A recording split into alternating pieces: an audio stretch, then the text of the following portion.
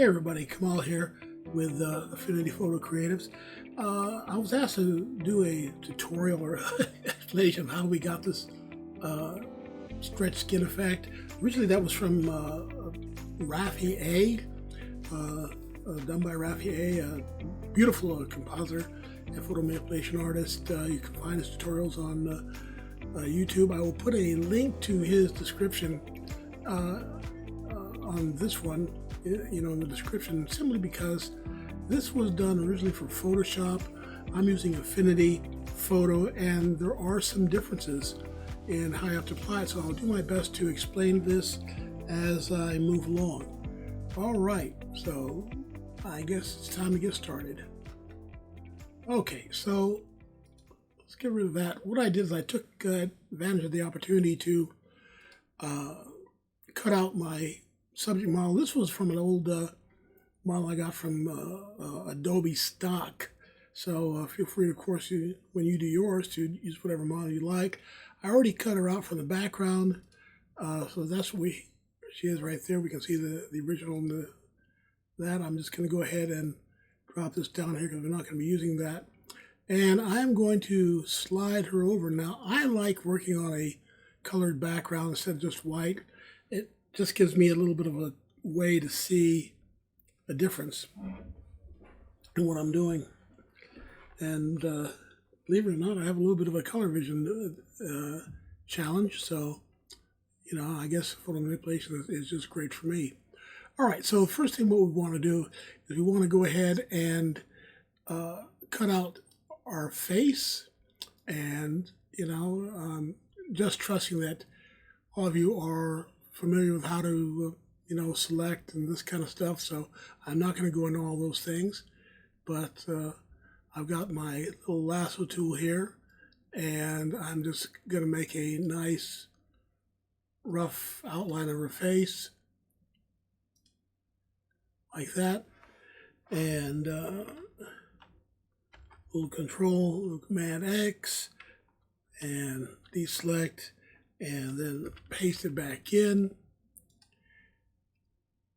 And we're going to move her up about so. I don't like going too far off. Now, one of the things I will say is that the original form is very liquify dependent, and in Photoshop it has a really great liquify tool. Unfortunately, Affinity is just a little bit behind the times, so I made a lot of mistakes when I first did that other one, and I did a lot of compensation for it, and I will try and share some of those things here so that I don't have to spend as much time on this as I did on that, because it took me forever to try and really figure out how we can work around it. It looked like I just wasn't stretching as far as we normally want it to go.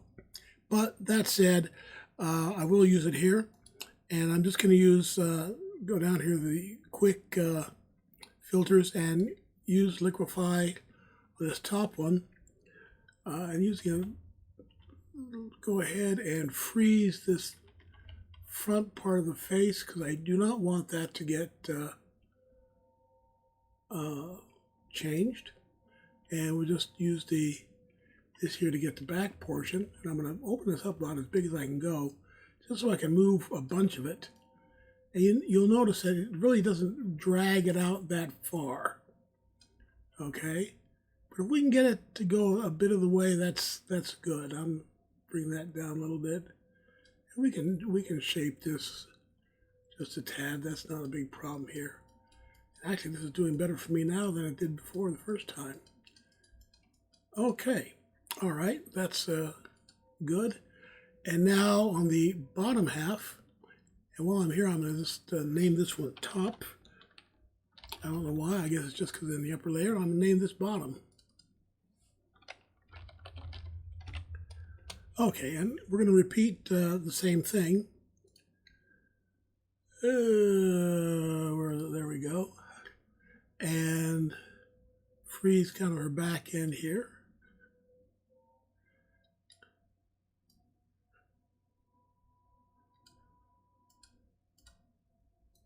And down here, there we go. All right. And now we're going to continue with this process to stretch her out. Now you'll notice we got a bit of the black moving as well. Okay, so, and we're just going to keep trying to smudge this over. Now, here's what I'm getting at. You can see it's not always wanting to make the full trip. In this case, it did. Maybe it's just because I'm recording for you guys that it's trying to behave now, which makes it a lot easier. Okay, the shortcut, in case you have problems with Affinity, if you're using that, I actually ended up making a panel using her skin color just to blend us in. As you notice, this doesn't really look too great with the hair there. We can do that, but I'm going to back it out and I'm going to do that other part anyways, just because I want to be able to kind of demonstrate that and show you what I did. Okay, and that's good and beautiful. Okay, so here we're having where this whole face now is starting to look a bit stretched. What I'm going to do is I'm going to create a couple of layers down here below this. All right, and I'm going to take my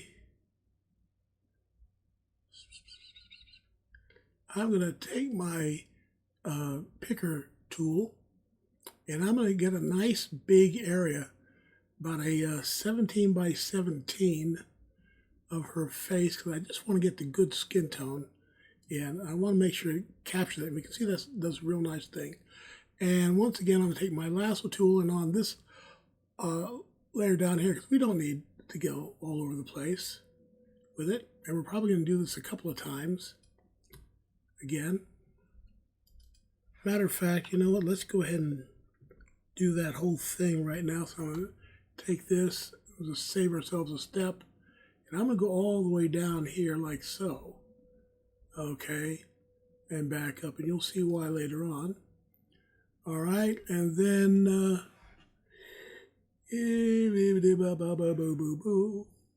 where are we? Yeah, here's my bucket, and I'm just going to go ahead and color that in. And you see, it makes a rather nice looking color in there. All right, so that's down there on the bottom. I'm just going to call this the skin fill.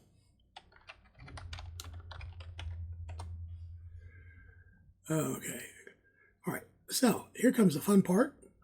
The child always likes smearing things up. And we're going to do a little bit of smudging. I have it about 50%. Using my toggle keys, going to open this up, and we're just going to smudge this over here. And we're just going to try and do a little bit of blending on this. It's around the top. And just get it so it kind of almost disappears into the background here, into the other layers. Okay, probably gonna have to rasterize this, which is what's going real slow. So we'll do that. I'm not really afraid of rasterizing a layer. You know, we're working with pixel layers in here. It's not like working with smart objects in Adobe, so we're kind of stuck with it to a certain degree. Okay, and this also helps kind of get that blend in there. We can see the light and the darks. All right, now we're going to go down to the bottom and do the same here. This is actually going for me much faster than it did the first time. And we're just going to shape this out here like this. And now we have the kind of beginning. We can see the whole stretch thing coming into place. Actually almost looks good, and I feel kind of bad because we're going to have to, somebody made the comment, was something about she looked like she was in a lot of pain or calm beforehand. I almost did this with another image of a gentleman, which I've used before. He's definitely in pain, and it's very obvious. Okay, so here's where the fun begins. Now what we want to do is we really want to get into this whole stretch thing, into the pulling apart, the shredding, you might say, because this looks stretched. And what we had in the other one almost looks like it was shredded. Okay, so going back to the top layer again, using our little freehand selection tool. All right. You get to be a little creative. There's no one way to do this, I guess. No specific number of things you have to have in there. I just worked from the bottom and went up. Okay. And you'll see now why I made that other layer down here. So we're going to imagine her skin just being ripped and shredded. I make some very uneven, jaggedy lines across. There's one. Here's a couple more. Okay, and I'm gonna just put a bunch in here. No specific right or wrong to this, I guess. No magic number of how many you have to have. I guess it depends on how sadistic you want to be for this poor gal. I hate to use that term, but that's about the size of it. Okay, and don't forget, right now I'm only selecting on the top. Okay, so we're going to have to rinse and repeat a couple of times. I'm even going to put one right up here. All right, and what I'm going to do is hit Control X, and that's going to delete. Now you notice it deleted all the top. So I'm going to go here to catch the bottom, and I'm going to do Control X once again, and it caught the bottom. I'm going to come down here to the skin fill, hit Control X, and now we had it all through. All right, so we're going to do this one more time, I think. This is almost looking pretty nice, not as ugly as what I had, but it looks nice. But I'm going to put a couple more back here just to give a little bit of a breakout from this side as well. And then we're going to do a couple of little artificial tears here in a minute.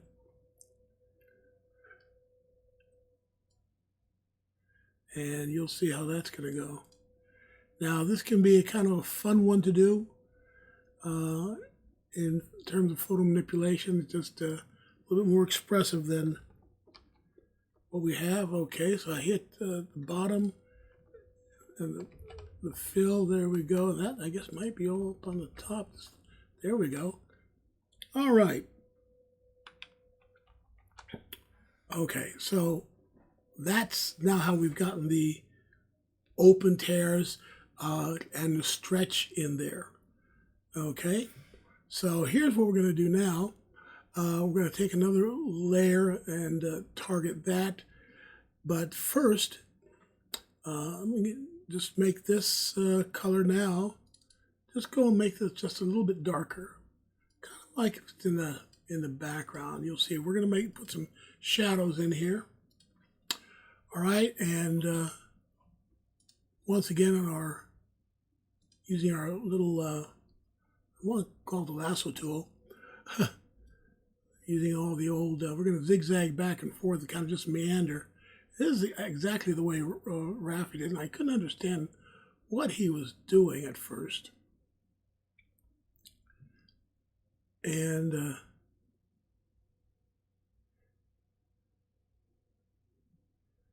come down here just like this, and on the back. All right, and then what he did is actually he used a paintbrush. I believe he used a soft paint. Let me see, I got a soft round. There we go. And bring that up a bit. And I'm going to drop the flow down just enough, so it doesn't look too terribly bad. And selecting this darker brown that we have, we're just going to paint in like so. And of course you can change it as you go depending upon the light and darkness that you want. All right, to give the right amount of shadowing. It's kind of more like not a shadow, but an inner layer of skin, if you will. Okay, and now we're going to go ahead. I'm going to do this again on the for the bottom side here. All right, but I'm just going to go ahead and do it right over the top. Probably could have done it all at the same time, but but just have fun playing with it and catch you maybe even some of these parts over here. There's no right or wrong way, and that's the one thing I love about photo manipulation. It's really all about your own creativity and what you can do to make things look nice or appreciative or ugly or gross or whatever. Okay, so you get a couple different perspectives on things, on lighting and shadows and backfill layers. Really makes it look nice. Okay. All right, so now we can see where this is starting to look a little bit different. And once again, what we're going to do is, I'm going to do this on the, well, I'm just going to add another layer, I think, right up on top and just make that's the easiest way to do this. Okay. And we're going to do this one more time. But this time I'm not going to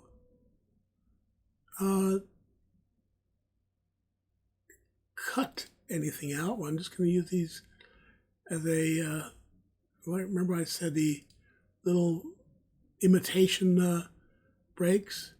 And I like to make this look like it's starting to do the stretch and the pull. I think it just kind of really adds to it. And therefore I intentionally make the back end, the far end from it, a little bit larger. Okay. And we'll just put one down in here just for kicks and giggles, as they say. Okay, well, we'll want to do whatever. All right. Now, same thing, rinse and repeat. On this layer here, I'm going to increase the flow just a little bit. So we make a little bit of, there we go.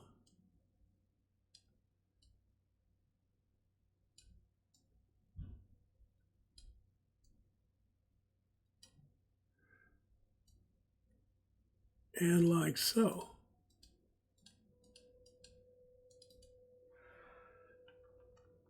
Okay, that is the essence of this, of how to get all this in. Now, what I ended up having to do, which is what I think actually made the other one, the first one, a little unique, is I added some effects to it just to smooth out some of the rips and the tears. So I did a little bit of a bevel and emboss on this. And instead of pillow, I did the inner bevel. Okay, so it kind of, use a pointer, kind of smooths out these lines just a little bit here. Gives a little bit of a sheen to them, not too much. Okay, the next thing I did was I added just a tad of 3D to it for the same reason. I was just to give a little bit of depth on there. Now, the one thing I don't like about Affinity, but I haven't found it. If some of you know how to do this, great. But, you know, in Photoshop, once we put effects in, we can actually separate the effects from the layer itself and then mask on that and move it. I haven't seen where we can do that safely here. But you move this 3D in because I don't want this on the outside of the skin, just so it's working here on the inside. All right, and that kind of gives this whole look here. It makes it really nice and looked out. What I do is I do want to have these same effects basically on the bottom portion. So I'm just going to hold Alt and drag that down and copy it over here to the bottom. And now we have it looking good. And we can just see how this kind of makes that whole, it makes the holes pop, you might say, and it shows off the background there. Anything else you want to do cosmetic-wise is great. On the background that I used the last time, I think I used a gradient fill on that. We can just do that, right here a little bit and bring something out. I like working with kind of weird colors or different colors. I won't say weird, but blues and purples and things like that, and darker colors. It makes it nice or different. I almost did this, which I thought was kind of unique. But here we have that, and then I threw another gradient on top to give me a little bit of this, and put a moon up there and some stars. I'm not going to go through all that right now because I think you really want to see this, how to do a background. I'm sure all of you are well aware of that, but this is what I wanted to get to in the shortest amount of time, so it's been about 20 to 21 minutes, a lot shorter than my normal 1 or 2 hours. So I hope this helps you with understanding how to make this stretch skin tear type of effect.